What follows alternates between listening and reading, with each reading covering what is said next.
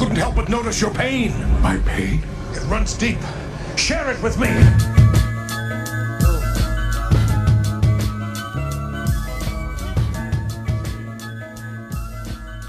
What's up, everybody? Welcome into episode 6 of the Body Movement Podcast. This is a continuation of episode 5. So if you haven't already, you might want to go back and give that one a listen, where we talked about the word called a nocebo, which is the opposite of a placebo in the health and wellness field, whether it's dealing with doctors, physicians, physical therapists, nutritionists, personal trainers, anyone in that realm of the field, what a nocebo is and how that can kind of mess up your mindset going forward, and the negative impact it has on you getting better in whatever facet you're trying to get better in.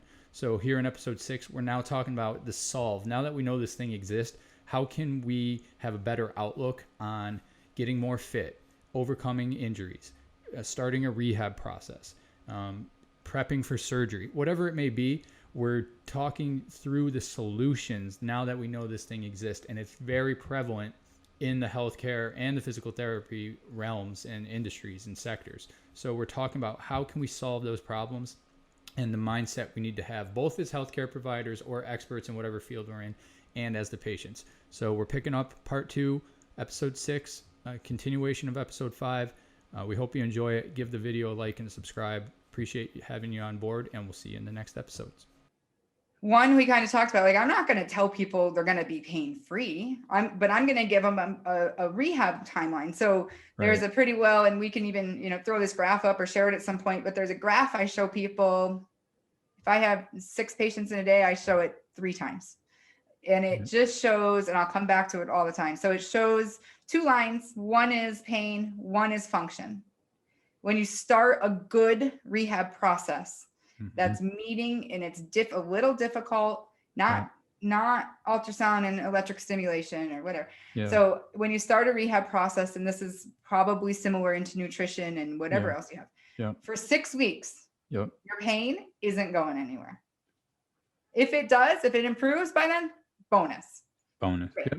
But for 6 weeks, your pain's probably going to still come up and down, but your function's going to start to go like this.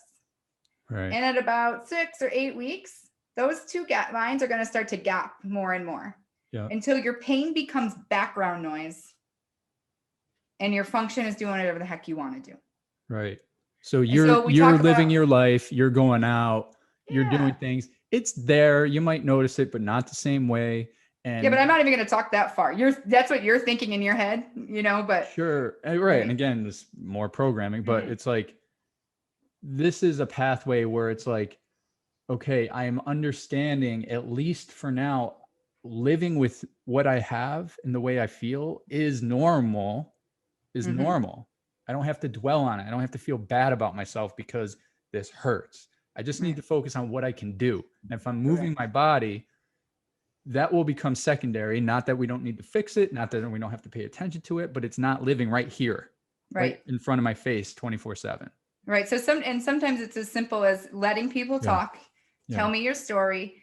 I had a lady yesterday, 45 minutes. I don't know if I said 4 words, right? Like, she just needed to talk. Yep. And after she was done, I said, wow. I said, you really think about that a lot. That consumes a lot of your brain. She's like, I know.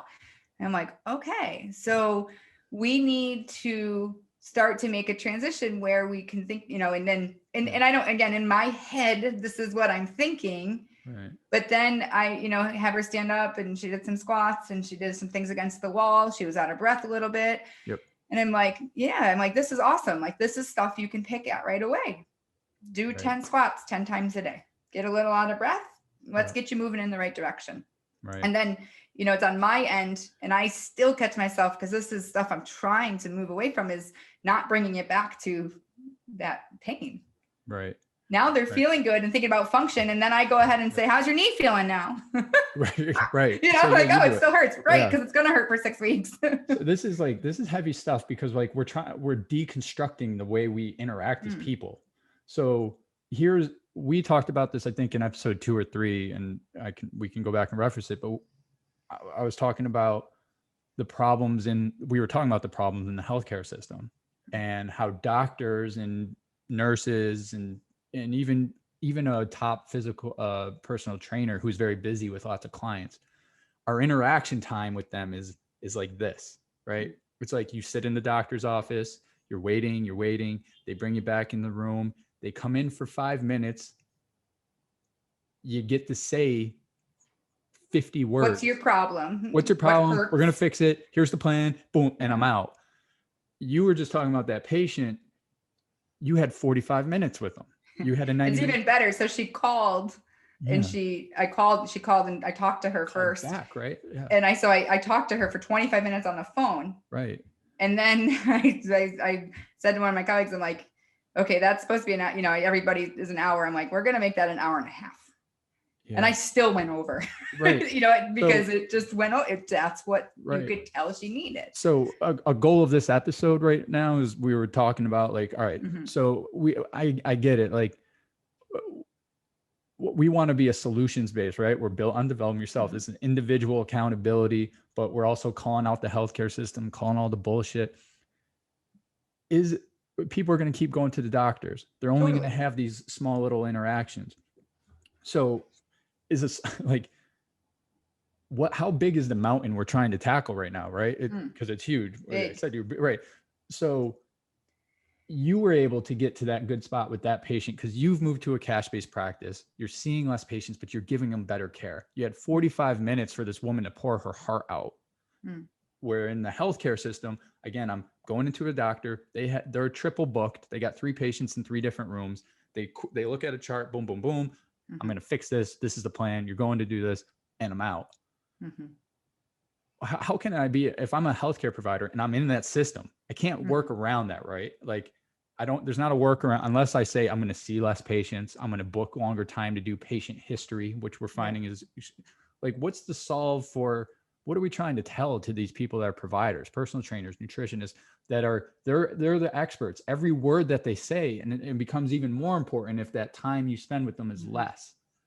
What can they do to improve it if they're stuck in a system? You've broken out of the system. You're free of the matrix.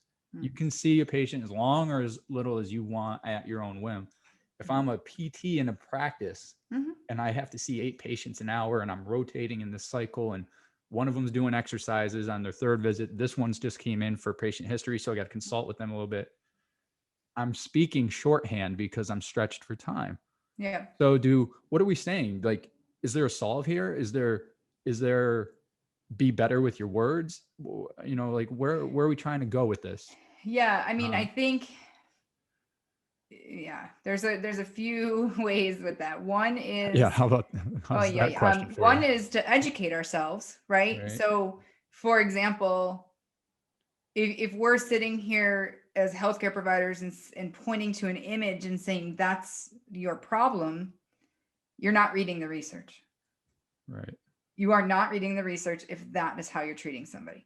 That is what it is. So, and if that's in the schools, many schools are still teaching like that. And that's, and again, in an institution, like when you're in a school, you have so much time to get through so much stuff and that ends up being the perception. So it does go deep into that layer, but right. So we won't go crazy, but one would be to just keep up on research and understand, what the research is saying about imaging, about pain, about this and that. And it's hard because we also have personal lives outside of a 40, 50, 60-hour work week, right? So some of that is you've got to build that into your time. Some of that is if you don't feel supported by the environment you're in, you got to maybe take a leap. Like, for example, like the clear principles for the image reporting that we talked through. Nobody is doing that. We started talking about this in a group of PTs, MDs kind of across the world. And I just posed the question and I was like, how many people are doing this? Like, this sounds exactly what we should be doing. And I said, how many people are doing this? And, from the goat there was like, nobody. No one. Right. Nobody. Like, this is not happening consistently. So one is educate, continue to educate yourself. Right. The second is, understanding, I'm reading a book, I think it's called Successful Leadership for the Healthcare Provider. I think I told you about the guy, Tom Mayer, his name is, he's Dr. Tom Mayer. He's the medical director for the NFL Players Association. And I had a couple of times just some good dialogue with him. But he wrote this book with another gentleman, and it just talks about, as healthcare providers, we don't get educated in customer service or leadership. Right. So, and he talks about, I love it. This is like my favorite example ever, but he talks about the more horizontal a person is, the more of a patient they are, the more critical they are. They're going to die. They don't care how you're treating them as long as you make them live. But the more vertical they are, the more of a customer they are. So if you think customer service and you think about walking into a store and what you liked about that, people were positive and people were upbeat and they helped you with, helping you solve a problem and helping you get a solution. Yeah. And we in healthcare in general are not well trained in leadership. That I'm very grateful from the first job I had that was a part of our curriculum. We got trained from understanding ourselves, understanding others around us, and understanding customer service. Well, this is why a market, whether you like it or not, a market like holistic medicine has a market. It's like people just like, I need somebody that's doing something different because I've been stuck in the healthcare system and I need a different perspective, right? It's like I've had a knee problem or I've had a back issue or, what you might say, a perceived back issue, right? The way we're talking this episode, but people are like a holistic market, natural training, like anything that's not the standard issue healthcare system. It's like people are willing to try this different stuff. This is why catchy fads and cool slogans and all these products come out, because people are like, I just got to try something else. Right. And that's not because our experts are not knowledgeable, but it's because the trust often begins to lack from the customer because there's no result. The communication isn't there. And if the communication was there, the result and the research and their knowledge would manifest themselves. And it's not manifesting themselves. You have a great product, but you're not selling it. Right. And So the customer service, some of it talks about systems. Do you have good systems in place? Do you not? Because the better systems are like, if you go to tell you're going to do something for somebody and you do it, that builds trust with that individual. They like you. There's research and there's a lot of dialogue about, when you walk into an environment, in my opinion, whomever you walk into from the front desk or answer the phones, that's the start of your patient experience. Right. That's the start. If you feel good when you get off the phone calling a doctor's office or calling somewhere to set up personal training, makes a difference. It makes a difference. Now you're already bought in. We call this that's why manner in a way, right? Like it's all related. It's all under that. We're just people. It doesn't matter if it's buying a computer or getting healthcare. We're consuming it, and whether you're using healthcare insurance or not, you're consuming it, and the experience does make a difference. Words make a difference. So from a healthcare provider standpoint, I mean, that's my big takeaways and or recommendations is number one, stay educated. You feel good. Like when you leave work, do you feel good or are you shot? Right. Like when I leave work these days, I'm like, like, let's go do something. Like a lot of the days, I want to, I feel not awesome trained. About a lot of what I did. Not every day, like not every day. Let's not, go there. But, that's one of the questions. And then, systems in place, like, are you wasting time, doing things that just shouldn't be done because there should be a system in place for it. And that affects how you're able to talk to somebody or how much time you're able to spend. And what is, and another thing I would say is just the environment you're working in is, are you able to be you? Like, that Dr. Mayer, again, I love it. He's like, listen, I can treat in the ER for 6 hours and then I'm an asshole. He goes, 6 hours is the max. I'm not an 8-hour day person. 6 hours a day is the maximum I can treat patients where I provide great care. And I'm not a jerk. After that, I don't know if those are the exact words, but that's how I perceived it. So I guess what we're saying to the healthcare industry, or again, it's anybody, but we're focused on healthcare and PT. It's like a little self-awareness, little care in the words you choose, like, not even because you go in caring, but like recognize if that was your mom, there, how you spoke, how would that make your mom feel? Right. And if you could treat everybody like that, and listen, there's hard personalities, Yeah, of course. But it's customer service. It's almost like we're not even talking about PT or surgery or the best possible care. We're talking about communication, and that communication leads to better care.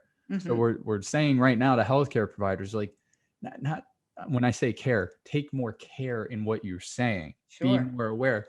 But if you've been speaking this way, if I've been a physician, I've been an NP, I've been a chiropractor, I've been whoever for 20, 30 years, and I'm pretty good, there's still those cases or whatever that haven't worked out. And does my success rate go up if I change a slight way that I communicate with my patients? And where do I start if I'm one of those, like, okay, what word should I choose? How do I know if I'm saying, like, how do I become more aware and conscious? If I'm you, if I'm since I'm a PT, how do I become more aware if I'm even doing some of these things? Yeah. I mean, I think it's, number one, are your patients changing? Yeah.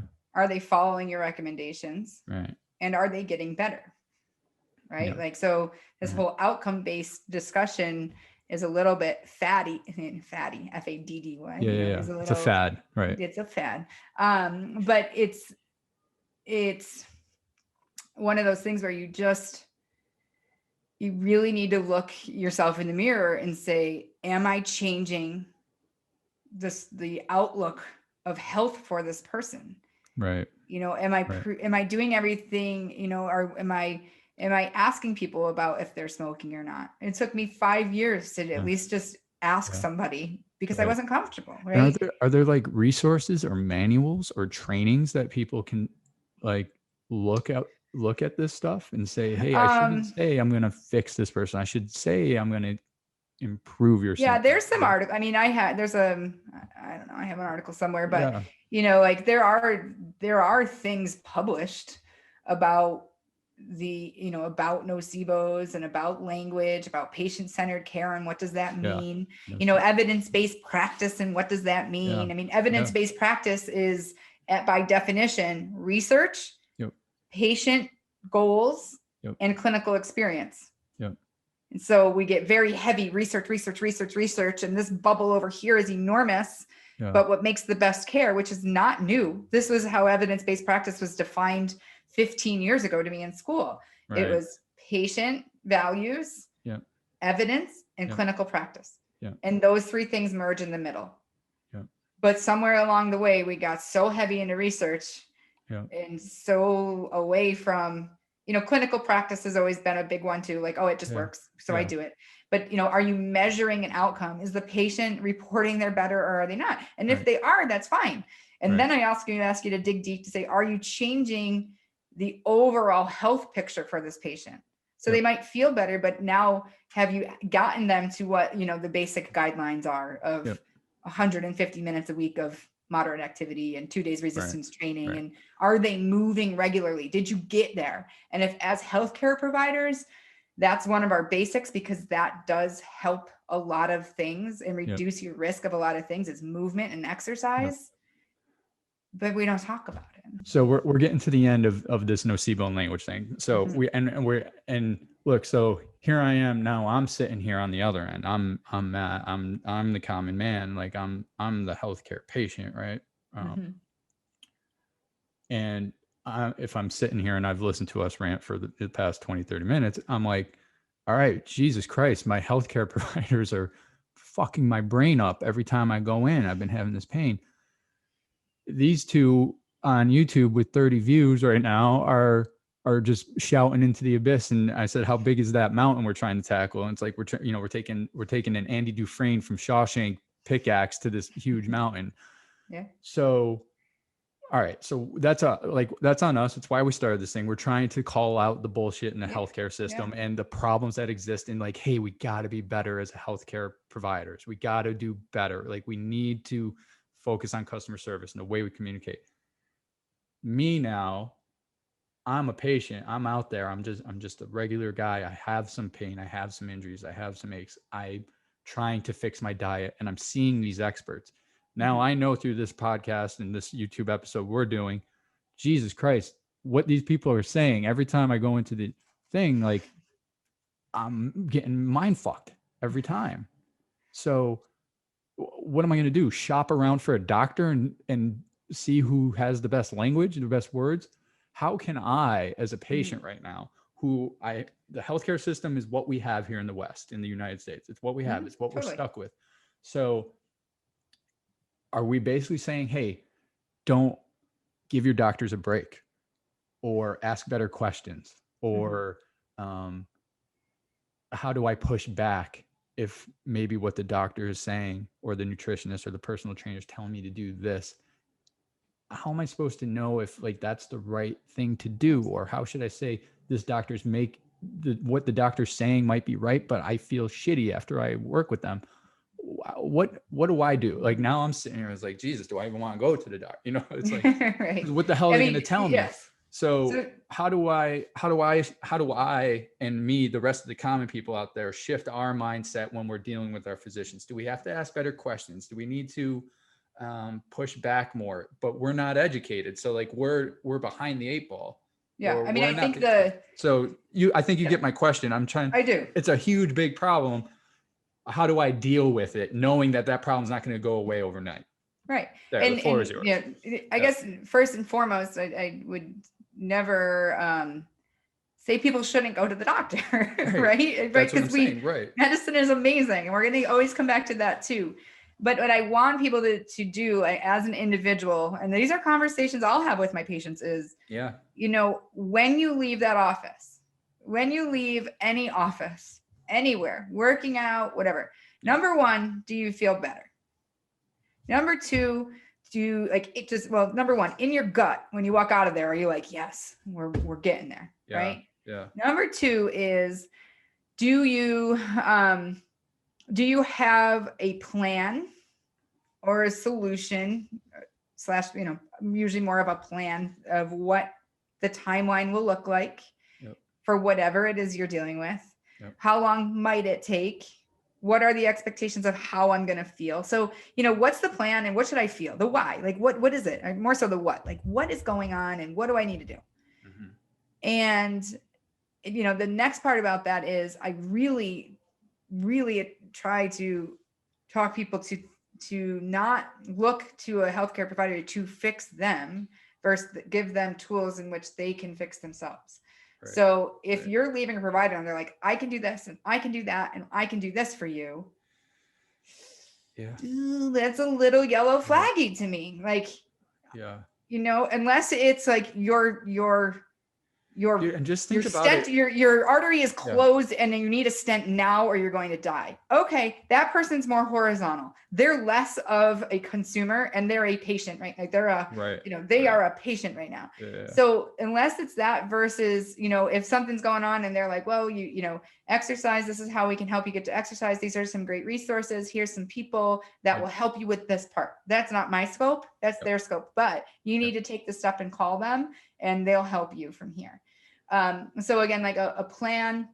And then if you look at the paradigm, like I kind of think of, we'll laugh about this, but the food pyramid, right? So I kind of think about that with healthcare. Propaganda. We won't go food pyramid. Yeah. So if when we look fucking bagels and muffins, eat 11 of them. Sorry, everybody. Sorry. Okay. Sorry. So the bottom should be the most conservative care. Right. Maslow's hierarchy. Yes, there you go. So the least conservative care, so that could be exercise, that's nutrition. It could, stop smoking, watch how much alcohol you're drinking. Yeah. Those are the snaps. So smoking, nutrition, alcohol, physical activity. Right. So if none of those things, if you are like, okay, I know I smoke, I don't do any exercise and I eat crap, and somebody's talking about the fact you're going to need heart surgery in 6 months and that wasn't addressed, that to me is a red flag. Like, because even if you get the surgery and you don't change the environment in which you became ill, it's going to be bad, you know? So, Yeah. so that would be the other piece is like, at what point are we coming into that hierarchy? So on the musculoskeletal side, if we're jumping right to a surgery for something that didn't have a blunt mechanism, right? You fracture a bone, it's in pieces. You need it to be put together. I'm not talking about that. Okay. I'm talking about a wrist pain that came out of nowhere, that you have no idea what happened, and suddenly surgery is the first discussion. It's the first word uttered. Okay. Correct. So, or even cortisone shots, the first word discussed. So so what we're saying is, as a patient, like, I know you're not the educated. I know you're putting your trust in these experts, but there's a certain amount of red flags where, like, Jesus, I gotta maybe shop around, get a second opinion. Yeah, and what can I do? And so if they're not, if they haven't asked that, and you didn't ask that, or they haven't said, here's what you can do. Yeah. And here's how long we think it takes. Right. And if at this point, if you do X, Y, and Z, and and then don't even walk them into the next step though, so if you do X, Y, and Z, do these for a while and see how it goes. And then. Right. And so I guess that's what I'm saying. Like, if you've stuck with us this long, you're realizing that there's a human problem that exists in just the way we talk with each other everyday life. It's going to infiltrate in anything we do, which includes healthcare and pain management and physical therapy and nutrition and exercise. So I guess all we're saying is be aware of the words your doctor is saying to you, how you're feeling when you walk out of that office. Mm-hmm. And if they're giving you the promise that there is a definite goal at the end, or there is a definite outcome by doing X, you just might want to ask more questions and drive more dialogue of, well, see if there's is there anything I can do in the meantime that might help me tolerate a pain or an ache, that even though you're saying surgery in 12 months, and whether they're right or wrong is whatever, but if they're saying I need surgery in 12 months to fix something, I might just say, okay, is there anything in the interim that I might do as an option that could alleviate the way I feel in between now and then? And then, who knows, that will, if he or she is educated enough to say, oh yeah, you should be doing these things, maybe the pain alleviates over that time. And now, just by you being naive, because you are, and uneducated because you're not the expert, by asking those questions and pulling more information out of your expert, out of your provider, it might by default in a way lead you down a path that corrects and might spark your provider to say, oh geez, you know what, this is working. Yeah. Maybe we need to change course. There's a lot in there. One, and everyone should go back and watch, I think episode 3, we're talking about cash-based practices. Where what Allison's doing now, she does not take health insurance. You have to go see her and pay her out of pocket.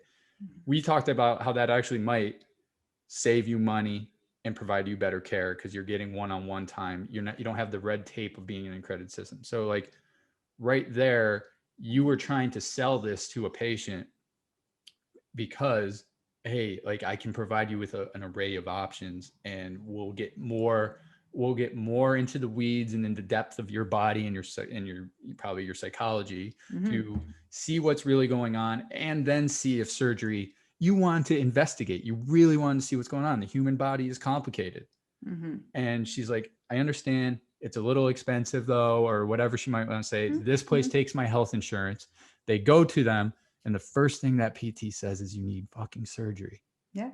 Right. And so like, there's the red flag. It's like they went right for the home run, man. They just they just gripped it and just swung for the fences. Surgery and you'll be good.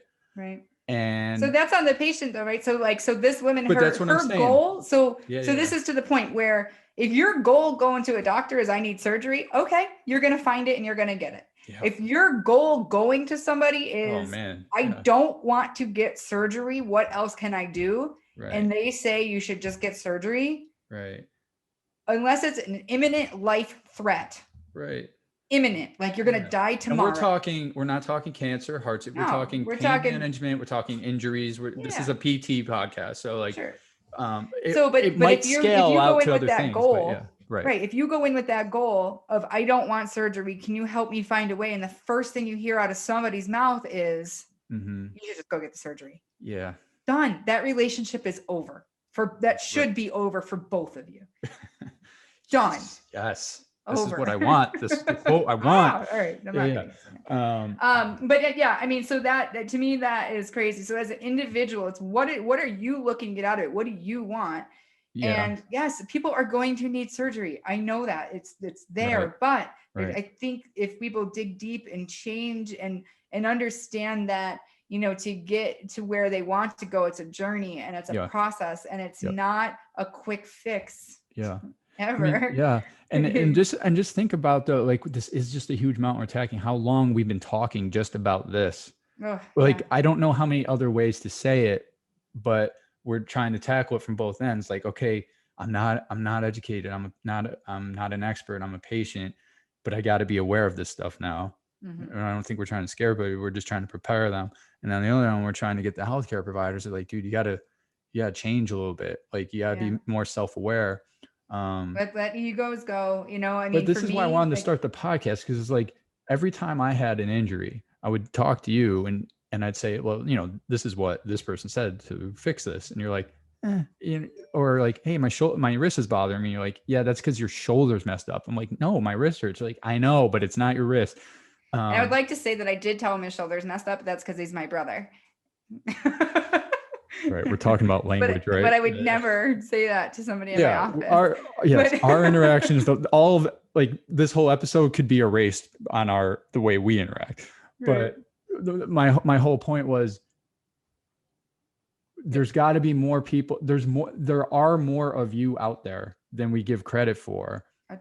And the healthcare system will constrain the best people like you. So it's like, we're just making a plea to people, get better. I know the system sucks. Take a little extra time. Go schedule longer visits with your patient, work longer hours. I don't know what the solve is, while being self-conscious of what you're saying. And to the patients, just like, don't be afraid to push back. You don't have to be the dick in the office, like questioning everything, where you went down the Google rabbit hole and they're like, well, no, you're wrong on this and wrong on that. It's just like, ask more questions and say, is there other options? Or what can I do for me? Or what can I do that will, by default, pull information out of your expert there? Like, be a better consumer, be an educated buyer. An educated buyer doesn't have to know everything about their condition or what they're trying to buy. They just need to know what questions to ask to get the information out of them. Same thing as being a patient. Absolutely. Because that's what we're saying. It's like, yes. And I think we're beating this into the ground. Yes. Rightfully so. But the reason is because the ripple of effect of choosing the wrong pathway for something that you could have maybe solved on your own could keep you and we talked about this in the first few episodes of the healthcare system, keeping you in a loop as a recurring customer. You shouldn't be a recurring customer. You should come in and out as needed and have the tools on your own to do it. And if you focus on being a better consumer, take the pieces we talked about in here, where we're not saying your healthcare provider's bad or uninformed. We're just saying you're limited in your interaction with them. And the human condition is to talk shorthand, but those shorthand interactions implant the wrong mindset on you potentially. And so if you're more patient and more aware of that as a consumer, you can just at least ask better questions of what you can do on your own that will take the healthcare system or unnecessary procedures potentially out of the mix, and then give you a fuller range of options to get you to the ultimate outcome, which is just to feel better. Right. I loved your analogy of like, if you're going to shop for something, you prepare, you have questions, and you're shopping for an inanimate, an object. Yeah. In the education we all have on our own body is just, we just entrust it with others rather than develop ourselves. So, and again, here we are. Right. So, and as a patient, because I know there can be a lot of them, the ones that come in and they've gone down the Google rabbit hole of every pain sign and symptom they have. and that could be a doctor's worst nightmare. It's like, don't go in there trying to like prove how much you know. Right. Go in there humble. Right. About your concerns and ask questions. And Yes. and that way you'll see if every answer they're giving you is the quick fix. Now you know, like, geez, this might not be the best relationship for me and this person, or I need to reevaluate and call back the next day after I've had 24 hours of sleep on that visit. I'm not feeling good about it. It's okay to have that constant interaction. And I think that's what we're trying to tell patients and people right now. Right. Yep. All right. Totally. So we're going to keep trying to chip away at this mountain. I'm sure this will be a recurring theme in future episodes. Do better with your language, everybody. That's what we're saying. Nocebos are a real thing. We'll share some, and again, when we post this on social, I think we'll share in our YouTube link articles that might be beneficial. We'll give a little description of what they are and for people to read them. So any closing thoughts? I think that's a good. If I go through anything else, it will be another rabbit hole. So I'll shut up. Yeah, right. And again, we look for us on LinkedIn, Twitter, Instagram, where we'll just post little snippets of this conversation. And if something pops up into your head, reach out to us on social media, comment on YouTube below, ask questions, and we'll be super responsive of any specific issues. We'll try and get those. I'll funnel them to Alice, and she'll give you the answers. But so thanks for listening. It's been the Body Movement Podcast, the Nocebo edition, and we'll see you on the next one. See